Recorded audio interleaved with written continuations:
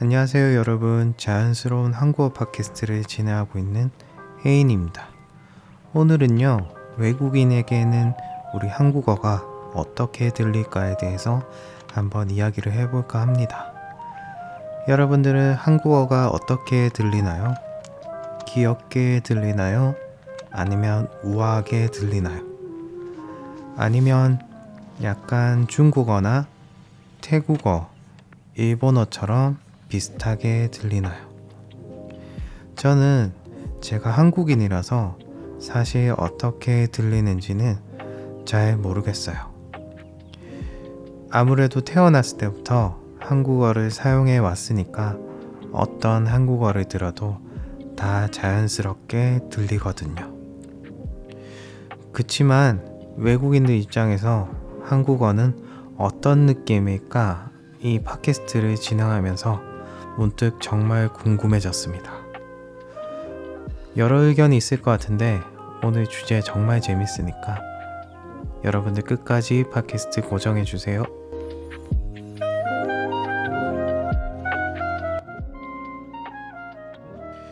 외국인에게 한국어는 그들의 모국어나 익숙한 언어와 비교했을 때 독특하고 흥미롭게 들릴 수 있어요. 이는 언어의 우문체계, 억양, 리듬, 그리고 문화적 맥락 때문에 생기는 차이입니다. 제가 챗GPT에서 이러한 주제에 관해 조사를 해봤는데요. 많은 외국인들이 한국어가 부드럽고 유려하게 들린다고 말하고 있습니다. 이는 한국어의 모음 중심적인 음운 구조 때문이라고 하는데요. 특히 한국어는 음절마다 모음이 포함되어 있어서 단어가 부드럽게 이어지며 특히 일본어나 중국어보다 덜 단조롭게 느껴질 수 있다. 예를 들어 안녕하세요 같은 말은 굉장히 듣기 편하지 않나요? 약간 한국어에 죄송합니다. 이응이 많이 들어가면 이 단어 발음 자체가 유순하게 들리는 것 같아요. 안녕하세요 말고 또 미안합니다, 안녕히 계세요 등 여러 가지가 있겠죠. 대부분 모음이 많이 들어가는 그런 한국식 인사말입니다. 한국어는 음의 높낮이보다는 리듬이 굉장히 중요한 것 같아요. 그래서 실제로 한국어를 잘하는 외국 친구들 말하는 것을 자세히 관찰해 보면 그 한국어만의 특유의 리듬을 잘 파악해서 말하더라고요. 즉, 언어적인 재능뿐만 아니라 리듬감도 있다는 거겠죠. 마치 노래를 부르는 것처럼 한국어를 말한다면 아마 더 흥미가 생기지 않을까 생각이 듭니다. 실제로도 많은 친구들이 한국어는 정말 노래를 부르는 것 같아 라고 종종 말하곤 하는데 한국인으로서 대충 무엇을 의미하는지는 알 것 같아요. 특히나 사투리를 사용하는 한국인 분들에게 더 이러한 특징이 도드라져 보이고 경상도라는 지역으로 거슬러 내려가면 그 특유의 리듬감이 한국어에 더 묻어나 있습니다. 한국어에는 독특한 자음 끝소리가 있어요. 외국인들에게는 단어가 뚝뚝 끊어지는 느낌을 주기도 하는데요. 예를 들어서 밥, 꽃, 집 같은 단어들은 외국인에게 강렬하고 인상적으로 다가올 수 있습니다. 받침 소리의 정확한 발음이 어려워서 외국인들은 이를 신기하게 느끼기도 해요. 여러분들은 한국어가 신비롭게 느껴지나요? 그렇게 생각이 든다면 정말 다행입니다. 한국어가 너무 경박스럽게 들리거나 시끄럽게 들린다면 아무래도 흥미가 떨어지기도 하니까요. 자연스럽게 한국어에서 점점 멀어지겠죠. 한국어에는 리듬감 뿐만 아니라 표현의 풍부함도 다양한데요. 외국인들은 한국어의 존댓말 체계와 높임말에서 오는 독특한 분위기를 흥미롭게 생각합니다. 예를 들어 같은 문장이라도 밥 먹었어? 그리고 밥 드셨어요? 의 차이가 친근함과 예의를 동시에 느끼게 할 수 있죠. 그리고 한국어 특유의 감탄사 와, 헉, 아이고는 재미있고 독특하게 들리며 감정을 풍부하게 전달한다고 여겨집니다. 약간 좀 이런 감탄사들은 누가 만들어낸 하나의 밈 같기도 해요.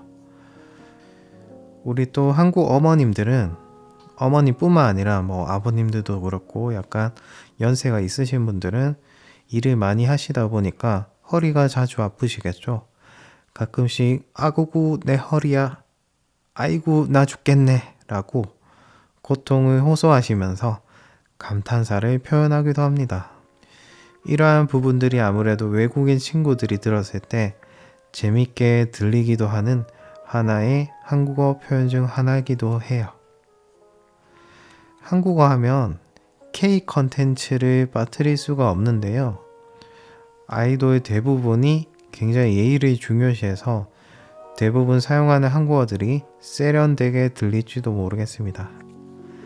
안 그래도 외모가 굉장히 뛰어나고 세련된 이미지인데 말하는 것도 이쁘게 말해야 되는 아이돌 직업의 특성상 외국인들의 귀에는 굉장히 한국어가 달콤하게 들릴 수도 있어요. 드라마도 마찬가지죠. 사랑해, 미안해, 괜찮아 라는 말을 아마 드라마 속에서 많이 들어봤을 거예요. 그럼에도 불구하고 우리 한국어에도 몇 가지 단점들이 있습니다. 물론 한국어가 굉장히 매력적인 언어지만 외국인들 입장에서는 몇 가지 어려운 점들이 있어요. 첫 번째는 복잡한 존댓말과 높임말 체계입니다. 예를 들어서 이제 밥 먹었어, 밥 먹었나요? 식사하셨나요? 식사했어? 처럼 같은 질문이라도 상대가 누구냐에 따라서 존댓말 반말이 나뉘어지기도 하고 또 동사 변형이 자주 일어나다 보니까 제가 한국어를 가르치는 학생들도 이러한 점 때문에 굉장히 어려워하기도 해요. 그래서 학생들이 선생님 한국어 왜 이렇게 어려워요? 귀엽게 투정 부리는 학생들이 또 있습니다. 그럴 때는 저는 학습이 아닌 습득 위주로 가르치려고 노력을 많이 해요. 언어는 결국 속도가 아닌 흥미를 가지는 것이 가장 중요하기 때문에 천천히 공부해야지 오래 한국어를 쓸 수 있다 라고 또 위로를 해줍니다. 또한 뚜렷한 목표를 가지고 있다면 더욱 좋을 거예요. 예를 들어 올해는 한국어로 자기소개 정도 할 수 있는 레벨로 올려야지. 일단 듣기가 가장 중요하니까 K-드라마를 보면서 흐름을 파악해야지. 올해는 꼭 한국어를 공부해서 여행을 가고 싶어. 이 정도가 될 수 있겠습니다. 저 같은 경우는 일본어를 공부해서 실제로 여행을 가보니까 확실히 그 나라 사람들의 언어가 잘 들리더라고요.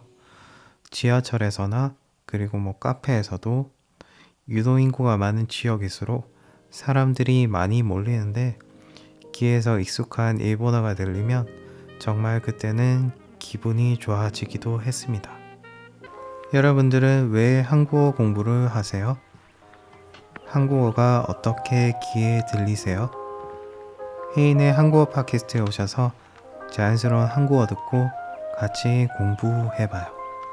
네, 오늘의 팟캐스트 여기까지입니다. 여러분들 한 주도 잘 보내시고요. 다음 주제도 더 재밌는 이야기로 들고 오겠습니다. 이상 혜인이었습니다.